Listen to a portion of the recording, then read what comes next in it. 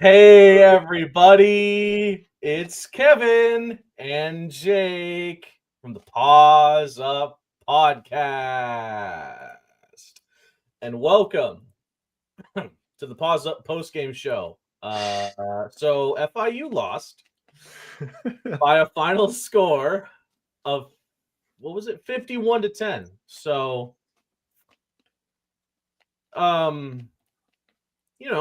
it could be a little bit better. Okay, let's just get real here for a second. That was one of the worst FIU football games I've ever watched, and there's been quite a few bad ones. As far as it goes, Kevin, I can't recall a game in the Willie Simmons era that brought me this much anger. But yeah, maybe you have a game that you're thinking of that I might be forgetting, but that was bad. That every single side of the field, every single part of the game, offense, defense, special teams, they were all bad. Pathetic performance by FIU overall. UConn's a great team. They showed it out today. Still hoping the best for Dwight Nunu, obviously, and there were a couple of other players that went down as the game went on too. But I can think of absolutely zero positive takeaways from this game, Kevin. And usually there's at least one or two things I'm gonna be like, okay, that's something to work on. There was absolutely nothing I took away from this game that was even remotely positive. Joe Pisanski looked pretty fine, if you ask me. No, he didn't. Yeah, he did. He threw 2 interceptions. The last one was whatever. I mean, that was the great play by the defender. Yeah, but 7 for 12, 100 yards passing. Yeah. We were talking about it earlier. Don't believe the propaganda you heard that. Oh, Kiwan was dinged up.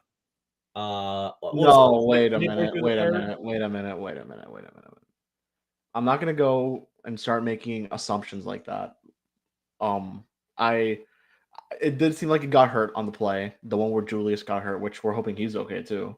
I'm gonna be honest. It did seem like he got hurt, but at the point in the game where it was at that point, you got nothing to lose. Just go, Joe, see what you got.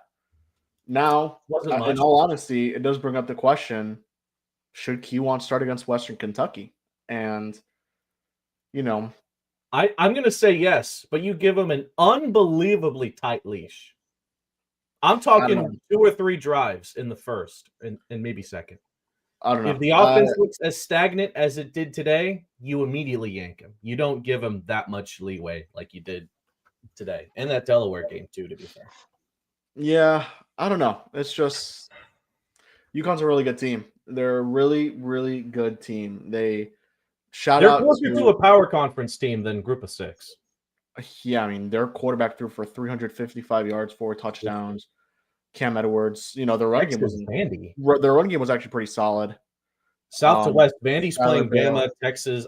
Did they lose to Florida already, or is that game? They did lose to Florida. Now we're talking about FIU UConn here. Skylar Bell had 6 receptions for 53 yards. They had a good game. I mean, there's no other way to say it. Their defense really came up and stepped up. Best performance by their defense by far all season. And FIU just was not able to get anything going. They had 7 tackles for loss, 3 sacks. Outside of that, I mean, look, this one falls on the offense wholeheartedly. You had 3 interceptions, 2 fumbles. I think that was 5 total turnovers. 5 total turnovers. 4 penalties.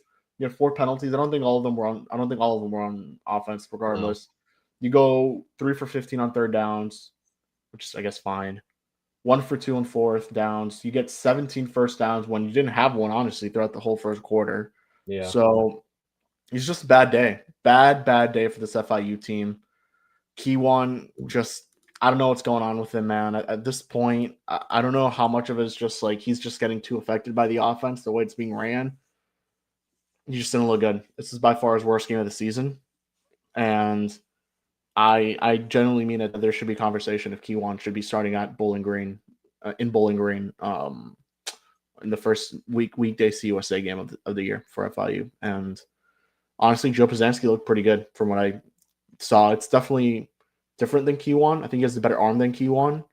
Showed it quite a bit, actually, a couple times, despite the overthrows, 2 of them. So, yeah, I don't know. And obviously, you do ask yourself just how much, mentality switched up or changed when the injury happened on that first play of the game. Because that's one thing. And this UConn defense isn't. Well, I mean, it wasn't great. This isn't an amazing defense that shut down FIU to 10 points. No, they did. They were great. They were great today. They were at one point going to be great. But they consistently give up 30 to 40 points per game.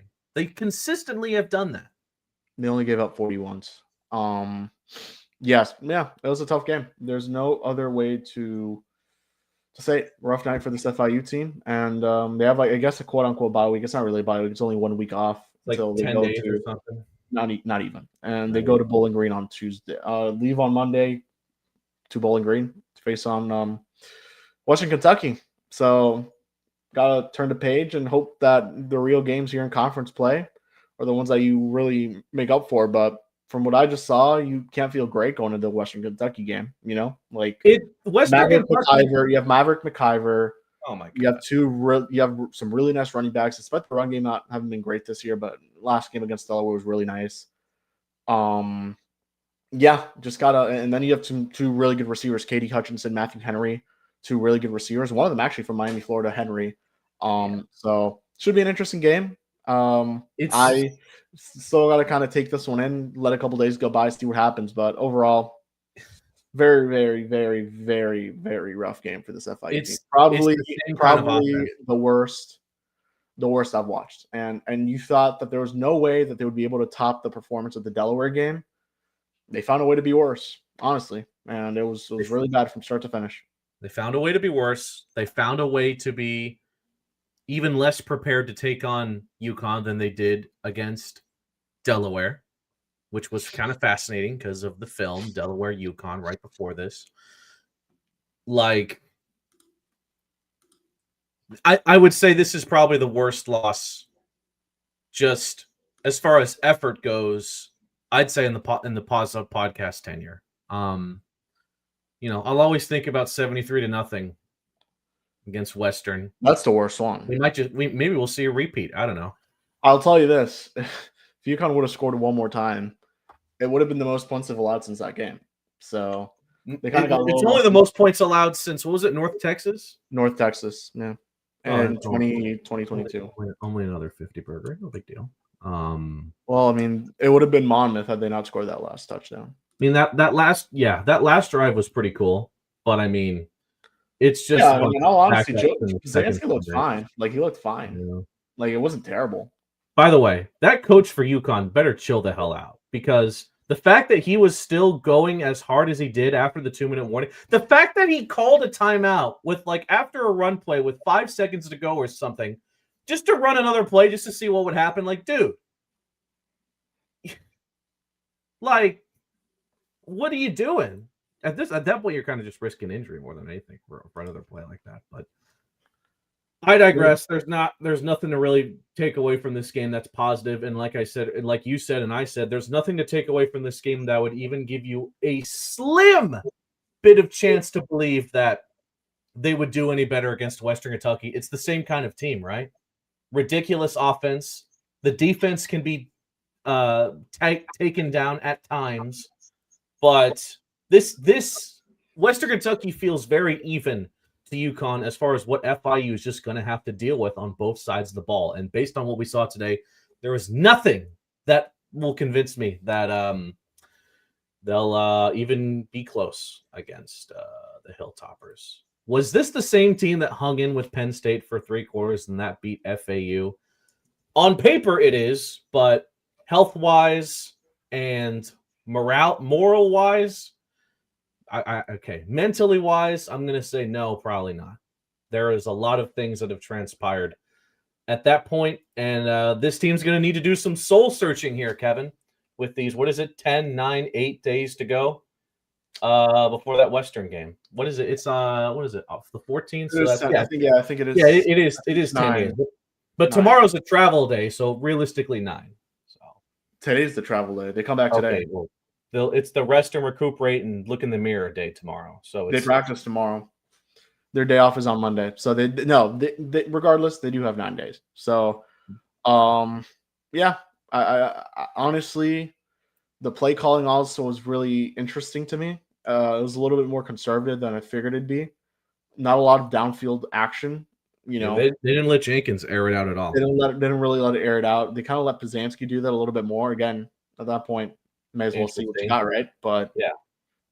yeah, It's like at this point, do they just genuinely think he can't do that? Because we have seen him do it a few times at well, this. let me be clear. I don't think Jenkins has a great arm. He has a fine arm. It's a good arm. It'll get you downfield. But Pizanski has a better arm, in my opinion. Still, we've seen him throw dots downfield, let's say last season, to like Eric Rivers. All those touchdowns they got were deep shots that we know, yeah, he can do that. And as far as a receiver goes, I can see that working with a guy like Perry, who has the height advantage over most defensive backs.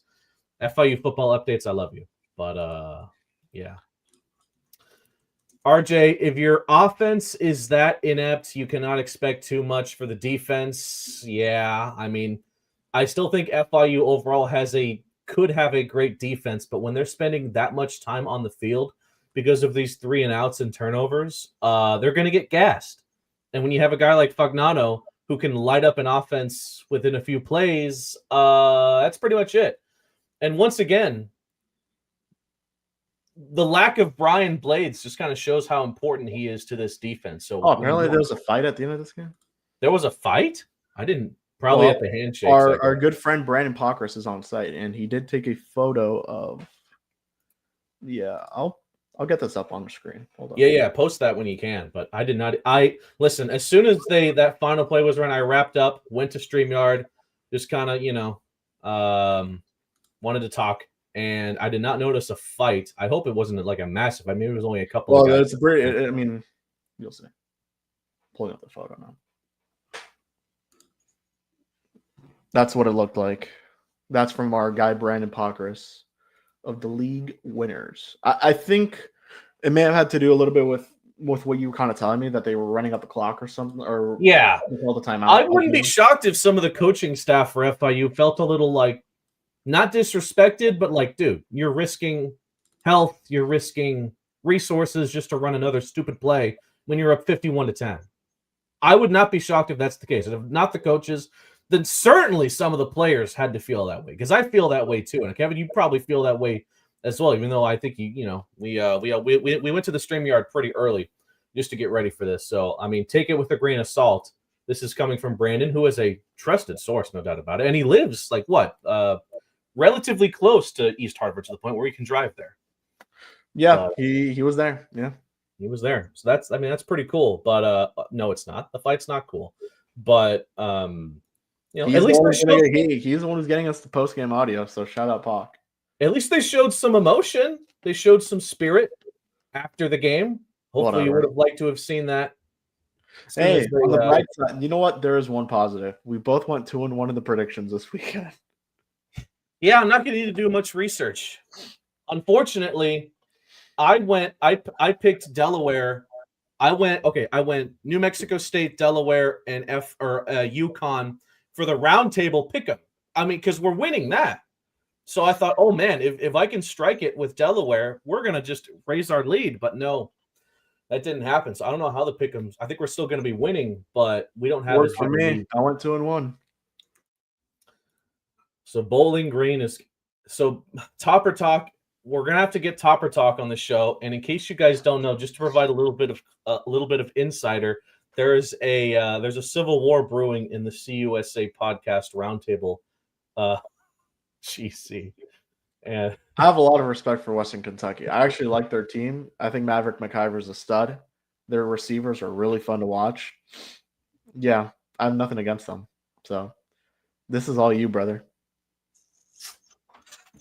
Now the Delaware hate watch was real. And respect to Delaware. They played one hell of a game against Western. They played a great game against FIU. But it's always, whatever. We move on. Bye. Oh, thank you for reminding me. Someone asked me to say this, so I guess I'll just go ahead and say it. FIU still has a more talented roster than the Fighting Blue Hens of Delaware. Thank you very much. Stop bugging me about it. I will not stop thinking that. You will not make me start to think that. Moving on. Any final thoughts? I don't want to spend too much time here just moping about a really bad loss because it was a bad loss. There's nothing positive to take away. There's a good chance the same thing will happen next week unless there is a ginormous change that you probably can't get done within 10 days. I may be there, so we'll see. Oh, yeah, that's right. You might be heading to a lot of CUSA road games. So it's Western, Missouri State, Middle Tennessee, and then Sam Houston to end the season. Are we going bowling? It's on TBD right now. What is? I don't know. Pause up. You look for wins. Let's just look for wins here. Just to Kennesaw up in the air. Kennesaw, Missouri State. What's Middle Tennessee. Middle Tennessee. The Lib. Sam Houston. I'm gonna say I'll throw Liberty there too. Jack State probably not. Western Kentucky. Jack State though they have the worst passing offense in the conference. Did you see how many? You know what the CUSA title game may look like? Western versus La Tech. I don't at this point. I don't see why it wouldn't. I mean, I think those are the two big favorites. I mean, Jack State, like you said, La Tech was never a favorite. No offense, but well, yeah, they were a surprise. It's their defense, though. I still think their offense is not incredible. Their offense is not amazing, but that defense, I mean, Jesus. I mean, they locked up LSU, you know? Yeah. So, all right, let's wrap it up here. Yeah. Final thoughts, 51-10. I mean, was there even one player that you were remotely like, hell yeah, nice game today? Carey. Maybe Noah Grant. Noah Grant was kind of on it, right? Sure. I mean, I think Carey was solid. Obviously, Owens did have the rushing touchdown at the end. The Chris Paul meme, whatever you want to call it. But yeah, sure. Thank God he got something in there, right? I mean, but Noah Grant, he gets his first field goal in college. He gets his first PAT in college. So I'm actually kind of interested why they went with Noah and not Robert Sorrentino. I'm actually kind of well. They've always liked Noah's leg more than Robert's. Yeah. I do agree. I do agree. But hey, I mean, Gilstrap said it every week that there's a competition for that spot. That is true. Loki, I wasn't sure if I really believed him, but I guess I have to believe now. I forgot to mention too. But I think block punt, third game with a block punt. Not good. I do think Gilstrap has bigger fish to fry than who's the starting kicker, though, as far as special teams go. Alrighty then, that's enough of that. 51-10 final score. We'll be back. So what are we doing next week? We have a Paws Up podcast episode dropping on Thursday. That's going to feature someone from women's soccer. Not saying who it is, but women's soccer has been actually kicking ass, Kevin. So we got to have somebody on to talk about how that season is going tomorrow against Liberty. Yeah. And then okay, so if it's on Tuesday, probably the day before, maybe I guess Sunday or Saturday, we'll have the preview with Topper Talk featured with Moff. Shout out Moff, by the way. He's gone through a lot, but he's they're still doing great work there, even if they're being a little bit crazy in the GC right now. But I guess that's some insider information you all don't get to know more about. But we'll have him on. He is cool. He is super knowledgeable about Western Kentucky, and he'll fill us in on what we really need to know before we get smoked. But I mean, before we take him on over in Bowling Green on October the 14th. That's a night game, right? Yeah, 7 o'clock, 6 o'clock. That is the latest game of the season for FIU. Don't tell me it's 8 o'clock. It's an 8 o'clock kick. It's on ESPN too, though. So we're going to be doing a post-game show at midnight. Well, let me be clear. If I'm at Western Kentucky, you will be doing the post-game show, but we will be doing a halftime show. So who do you need to basically ask right now? Who do you need to say? Like, do you need to say, please insert athletics person here real quick? You know who you are. Okay. Shout out to you, though, because you do know who you are, but shout out. Okay, so podcast this upcoming weekend, I guess in the weekend, the preview drops. All right, everybody, have a great rest of the night. I'm not endorsing you to watch another big college football game tonight, but I might just be tuned in to watch that other big college football game. Yeah, okay. I'm joking. I actually don't care who wins this game. But I just hope for a good game. because it's actually been a crazy day today. A lot of top 25 teams have gone down. Iowa State, Texas, Penn State. FIU technically beat Penn State. Yeah. What? You know what?